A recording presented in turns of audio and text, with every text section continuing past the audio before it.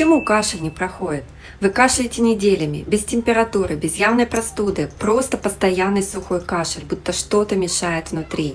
Иногда слышны хрипы, грудная клетка как в тисках, появляется ощущение тяжести, словно мешок внутри не дает вдохнуть полной грудью.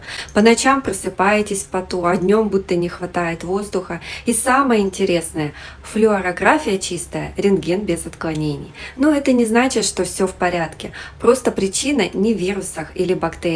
Легкие – одна из любимых зон для личинок паразитов – аскарид, токсокар, анкилостом и даже ахинококков. Они мигрируют, создают воспаление, нарушают дыхание, провоцируют аллергические реакции и кашель. Если стандартные методы не дают результата, а вы хотите узнать больше и решить этот вопрос, поставьте плюсик в комментарии.